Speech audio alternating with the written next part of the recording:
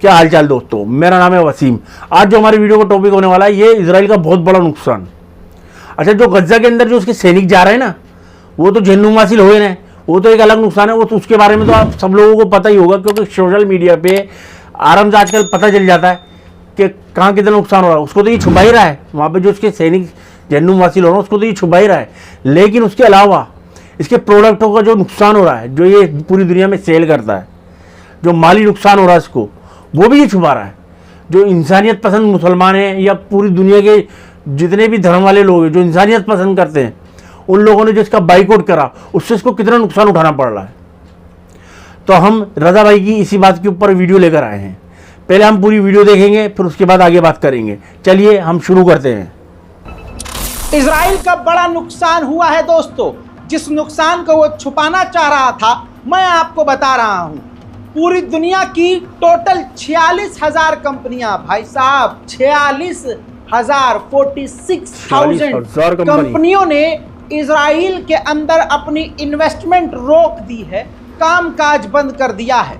Report ये भी है कि सिर्फ 46,000 पर नहीं रुकेगी संख्या, 60,000 कंपनियां आने वाले कुछ ही महीनों में इजराइल के अंदर कामकाज पूरी तरह से बंद करने वाली है। इसी वजह से इजराइल की जीडीपी तेजी से गिर रही है और मार्केट भी इजराइल की खराब हो चुकी है। इससे पहले पिछले हफ्ते में ये मैं बता चुका हूं कि इजराइल का टूरिज्म भी इतिहास में सबसे निचले स्तर पर जा चुका है।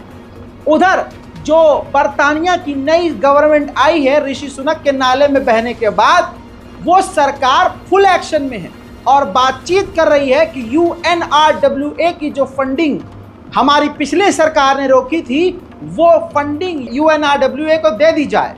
इसके अलावा इजराइल को जो बरतानिया यानी हमारी पिछली गवर्नमेंट हथियार दे रही थी, उस पर रोक लगाई जाए और हथियारों की जो खेप दनादन इजराइल पहुंचाई जा रही है उसको बंद किया जाए। ये ब्रिटेन की नई सरकार जो लेबर पार्टी है वो फैसला ले रही है। उधर यही जो लेबर पार्टी बरतानिया की नई सरकार है, वो भी अब ये कल मैं बता चुका हूं, वो ये भी फैसला ले रही है कि पिछली सरकार ने इंटरनेशनल क्रिमिनल कोर्ट के अरेस्ट वारंट को जो रोका था नेतन्याहू के, उसको हम रिलीज कर देंगे। जिसके बाद अमेरिका ने फिर इस नई सरकार पर, बरतानिया पर दबाव बना रहा है कि इंटरनेशनल क्रिमिनल कोर्ट को ना माने, यानी उसको पूरी तरह ब्लॉक कर दे, उसकी यानी अंतर्राष्ट्रीय क्रिमिनल कोर्ट की बरतानिया ना सुने। इजराइल के कुत्तों ने जब से इजिप्ट और गाजा के कॉरिडोर पर कब्जा किया है, उस 65 दिन से अब तक एक भी ट्रक मदद का गाजा के अंदर नहीं पहुंच पाया है, जिसकी वजह से गज्जा की हालत बहुत खस्ता हो चुकी है। भारी मात्रा में गाजा के अंदर जो हो रहा है कत्लेआम वो देख ही रहे हैं, लेकिन ये तस्वीर देखिए, सैकड़ों गाजा के लोगों को किडनैप करके इजराइल के फौजी इजराइल लेकर गए हैं। अब ये बिल्डोज़र देखिए, इजराइल के इस बिल्डोज़र को देखिए जो गाजा के अंदर खड़ा हुआ है। इसके फ्रंट पर लिखा हुआ है कि पूरे गाजा को फ्लैट करेंगे। अमेरिका की डेल्टा एयरलाइंस ने एक फ्लाइट अटेंडेंट को, तस्वीर देखिए, फायर कर दिया है, नौकरी से निकाल दिया है, क्योंकि ऑन ड्यूटी उसने एक हल्का सा बैच पहना था जिसमें फ़िलिस्तीन का झंडा था और फ़िलिस्तीन को सपोर्ट करने के लिए सोशल मीडिया पर वो इस तरह की फ़ोटो पोस्ट कर रहा था। तो फ़िलिस्तीन के यानी हक के लिए बोलने पर अब नौकरियां भी गंवाई जा रही हैं। वहीं इजराइल ने इजिप्ट और गाज़ा के रफ़ा क्रॉसिंग पर कब्जा करके उसको तबाह करके अपने झंडे को लहरा दिया है। इजिप्ट के बॉर्डर पर इस वक्त इजराइल का कब्जा हो गया है, सबूत आपके सामने। आम इस्राएल खाई। उधर हमास के शजाया बटालियन के जो कमांडर थे, उनको इजराइल की फौज ने कत्ल कर दिया है।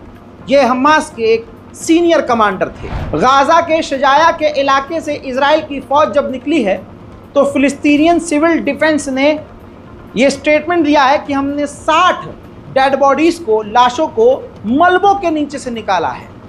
जहाँ जहाँ इजराइल कदम रख रहा है, लाशों के अंबार वहाँ लग रहे हैं। फिलिस्तीनियन सिविल डिफेंस ने यह भी कहा है कि गाज़ा के अंदर 500 फैमिलीज, 500 परिवार, छोटे से लेकर बुजुर्ग तक इस तरह से ख़त्म हो चुके हैं। पूरा परिवार, उन 500 परिवारों में कोई नहीं बचा। दुनिया की तमाम बड़ी बड़ी कंपनियां इजराइल को सपोर्ट कर रही हैं, जैसे फेसबुक है, मेटा, इंस्टाग्राम, गूगल। अब आपको बता दूं कि माइक्रोसॉफ्ट भी फिलिस्तीनी समर्थकों को और उनके अकाउंट को ब्लॉक कर रहा है। तो माइक्रोसॉफ्ट के खिलाफ सोशल मीडिया पर लिखते रहिए दोस्तों, जब तक हम खुद कदम नहीं उठाएंगे। देखिए, आप सोचते हैं कि मैं क्या कर सकता हूं, एक इंसान के बारे में सोचते हैं कि वाहिद जो आप अकेले वीडियो देख रहे हैं, आप सोच रहे हैं मैं फिलिस्तीन के लिए क्या कर सकता हूं। भाई साहब, आप मैकडोनल्ड, डोमिनोज, पिज़्ज़ा हट, केएफसी जाते हैं, जाते तो होंगे, या नहीं जाते तो ऑर्डर करते होंगे। बाइकआउट कीजिए, बिल्कुल सही लोकल बात ढाबे से खाना मंगा लीजिए, क्योंकि गाज़ा के लोग भूखे हैं। हम ऐसी कंपनियों से खाना नहीं ले सकते।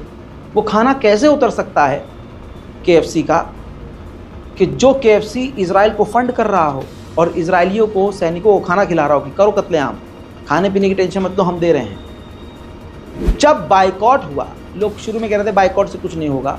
जब केएफसी का बाइकआउट हुआ, भले ही भारत में उस लेवल पर नहीं हुआ, लेकिन विदेशों में, अलग अलग देशों में जब ज़बरदस्त तरीके से बाइकआउट हुआ, केएफसी ने पैंट में हक दिया। केएफसी ने ओंटारियो, कनाडा के शहर में ऐलान कर दिया है और अपने तमाम आउटलेट से कह दिया है कि आप बड़े बड़े ऑफर निकालिए, buy one get one, buy one get two, और साथ ही ऐलान कर दिया है कि हलाल गोश्त का ऐलान कर दो कि हम अब हलाल मुर्गे का गोश्त सर्व करेंगे, क्योंकि बाइकआउट बड़े लेवल पर हो रहा है।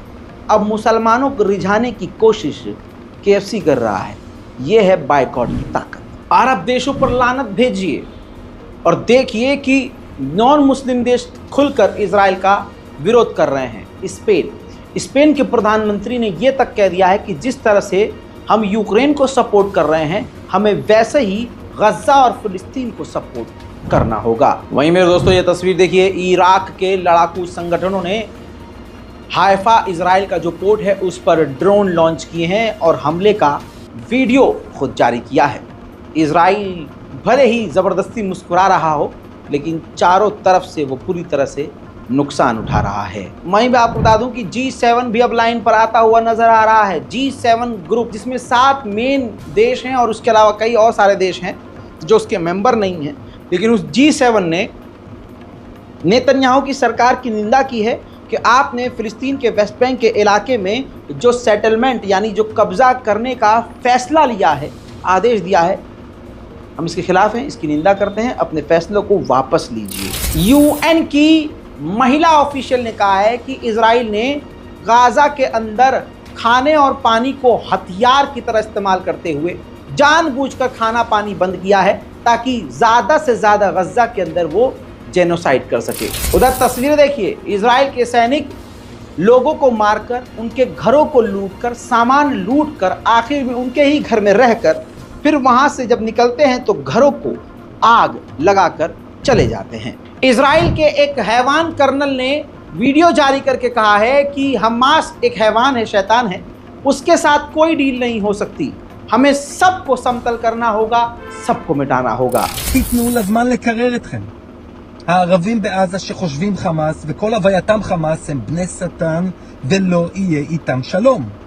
צריכים להמשיך לדרוך עליהם כל הזמן ולא להפסיק לרגע לפגוע בהם עד כלותם. אין שום עסקאות עם השטן. יש להם רק אופציה אחת. למות. וכן, זה ריאלי. מאוד מאוד ריאלי. גם ההשמדה שלהם וגם ההתיישבות. उधर इजराइल ने कहा है कि हम रफ़ा का बॉर्डर खोलने को तैयार हैं, लेकिन उस पर हमारा कब्जा रहेगा, बिना हमास के हम इस बॉर्डर को खोलेंगे।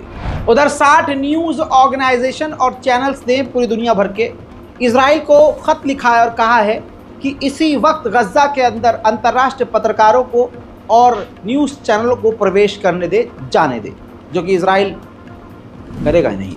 इस रिपोर्ट को शेयर कीजिए, इस बारकोड के ज़रिए गाज़ा और फ़िलिस्तीन की मदद के लिए आगे आइए। इससे पहले जो अपडेट्स मैंने दिए हैं उनको भी जाकर देखिए और इंतज़ार कीजिए मेरे अगले अपडेट का। अगर आप हमारे चैनल पर नए हैं तो सबसे पहले हमारे चैनल को सब्सक्राइब करें। जय हिंद।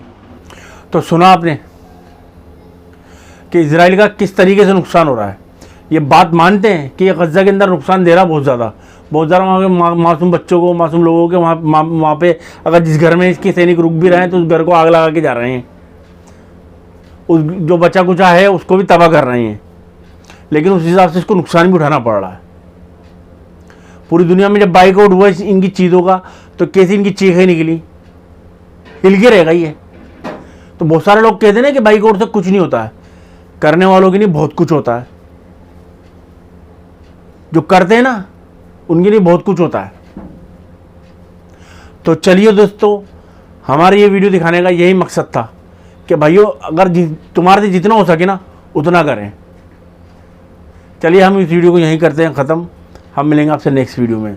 हमारे चैनल को ज़्यादा से ज़्यादा सब्सक्राइब करें, लाइक करें और ज़्यादा से ज़्यादा शेयर करें। बेल आइकन दबाना ना भूलें। मेरा नाम है वसीम और हम मिलेंगे कल। अल्लाह हाफ़िज़।